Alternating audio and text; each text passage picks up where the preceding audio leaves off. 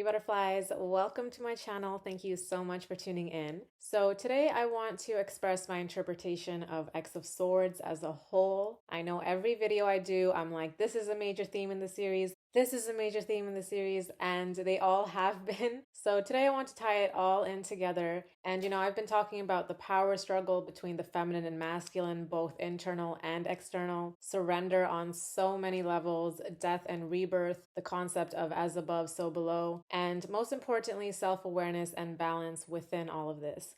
So I want to focus on Apocalypse and Genesis because they represent all of this and more, and as well as the Mask of Annihilation, which represents the effects of power itself. For this video, I don't want to keep any focus on the mythologies, but it's obvious that there's Egyptian influences in the characters and their archetypes. Apocalypse definitely represents Asar to me, also known as Osiris, and I do have receipts on why that is, but for today we'll stick to the obvious, which is that Amenta or Amenth is the underworld. And let me know if you'd like a specific video on the underworld or Amenta, but as I've said before, it's the reflection of our mental realm and essentially the judgment call made by the reflection of our own heart. And Asar does rule judgment and the underworld itself, and Apocalypse himself represents the whole Judgment Day concept, while this is all revolving around resurrections, which is also what Asar is known for. And of course, there's Genesis, who's connected to the Bible, but like I've said, it's all mashed up together, so that's all I'm going to say about that. So Apocalypse in his name is destruction, of course, and Genesis in her name is birth. So here we have death and birth, light and dark, masculine and feminine, but what I love is that it's actually Apocalypse who came with the feminine wisdom. So they're both a reflection of the micro relationships and the macro as a concept. There are many layers to them, but for this video, I'd like for you guys to keep in mind that I'm referencing them as a concept more than them as people or mutants, okay?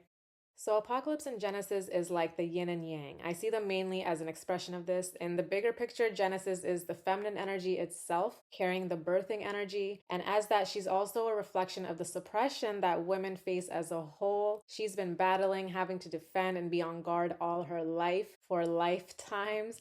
But even including men in general, we've all been experiencing this world where the feminine wisdom is looked down on, right? It's all about hustle, hustle, hustle, sleep is for the weak, get ahead by any means, act like a lady, but think like a man. And I did an in-depth video on the power struggle, so I'll link that down below so I'm not going in circles here. But on the most relatable level, this is about how we felt like we've been in the dark for so long.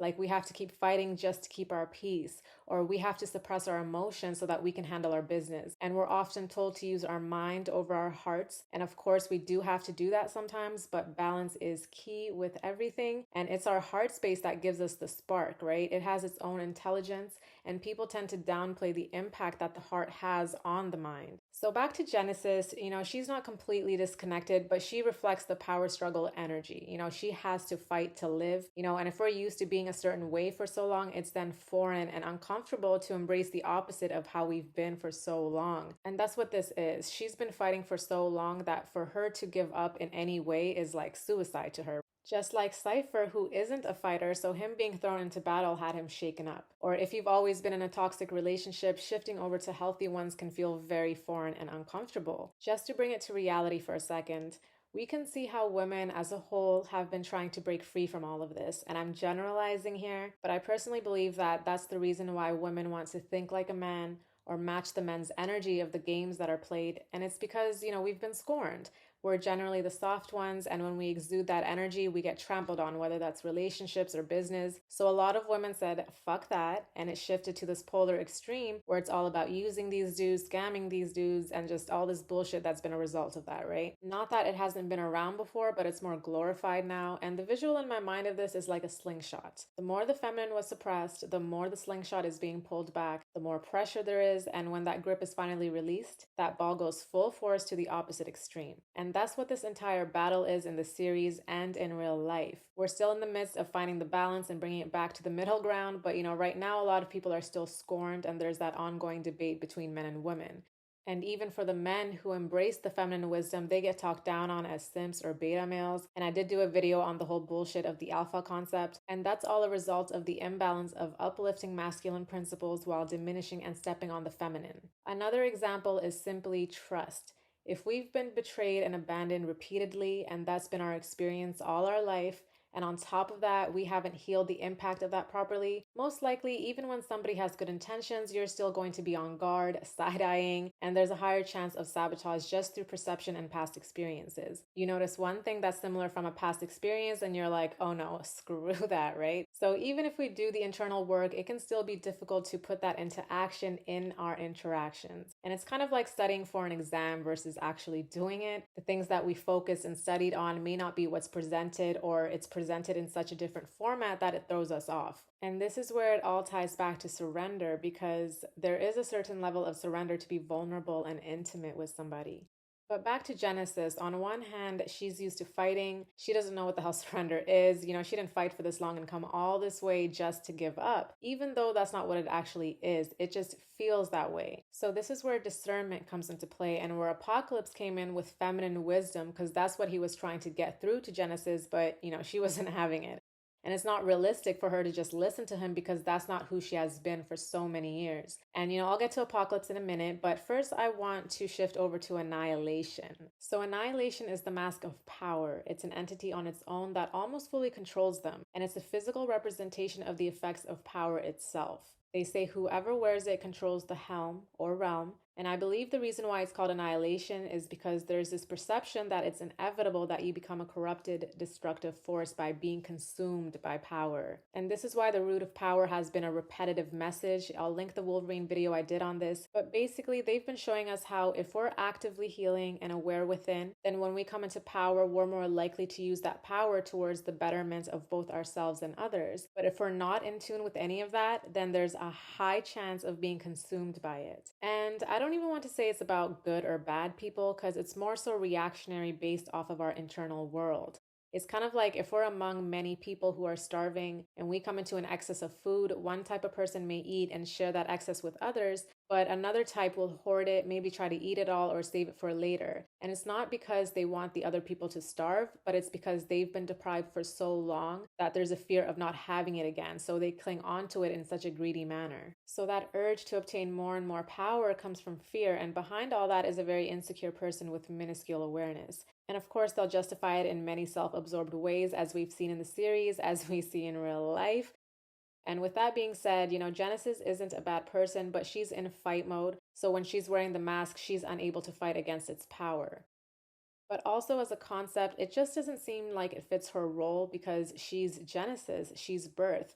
And even as a woman, we naturally want to nurture. So as much as she's causing death to all these people externally, she's nurturing and birthing more of the energy that is within her now, which is annihilation. And I think it's the combination of her fighting all her life and being the birthing energy itself that made it so impossible for her to surrender.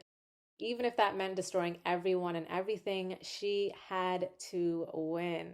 But Apocalypse, on the other hand, is tied with destruction and resurrection, so it makes more sense for him to embody annihilation. If we look at Amenth versus Earth, it's the battle of dark versus light. Genesis has been in the dark, and Apocalypse has been able to experience the light. He's been in the community experiencing, witnessing, learning, and feeling. And that's what really has shifted his way of thinking and being. The sense of community and unity is the reason why he was able to fight against annihilation. He had enough willpower to say, my people, the people I love, are bigger to me than winning and having power. Ooh, I got chills as I said that. But I absolutely love that it was Apocalypse, because he comes across cold-hearted and ruthless at times, but it's only because he knows there's a bigger picture that's beyond everyone.